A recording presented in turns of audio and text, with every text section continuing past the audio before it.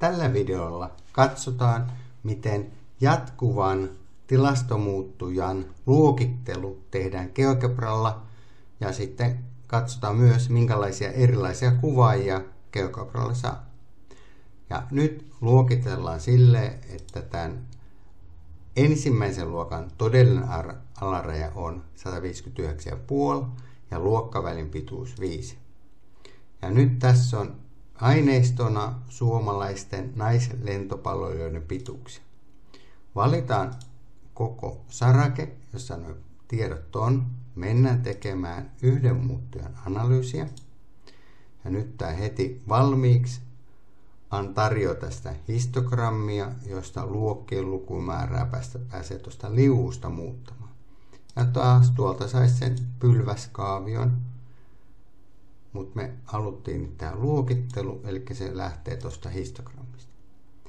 Ja kun me halutaan itse säätää nuo rajat, niin meidän pitää mennä tuosta mutterista asetuksiin.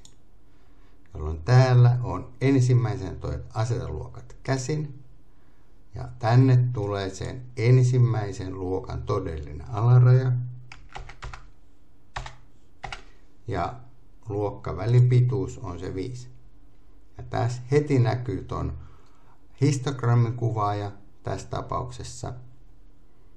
Ja jos nyt ottaisi tästä näin suoraan kuvakaappauksen, niin silloin pitäisi jollakin tavalla selittää erikseen, että vaakan on noiden pituudet, lentopallon pituudet ja pystyakseli frekvenssi. Tämä oli toi lukumäärä, jos haluttaisiin suhteellinen, kuinka paljon prosentteina, saadaan tuosta suhteellinen. Ja tänne saisi myös sen frekvenssitaulukon. Ja tämä nyt on suhteellisena frekvenssitaulukkona.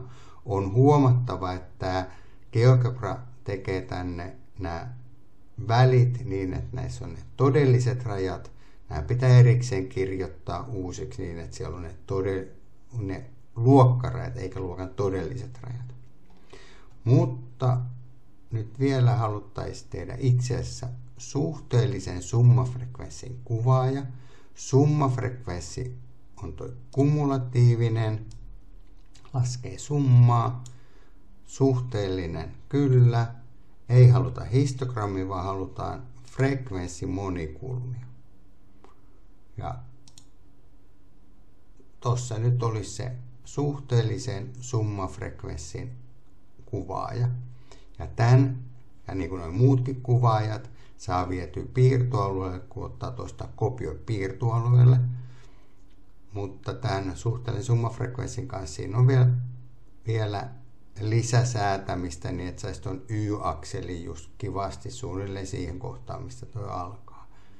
Että voisihan sitä tästäkin kuvaa ottaa, mutta jos sen vie piirtoalueelle, niin sinne voisi sitten piirtää jonkinlaisia suoria, esimerkiksi missä kohtaa täsmälleen tulee mediaani eli 50% kohta.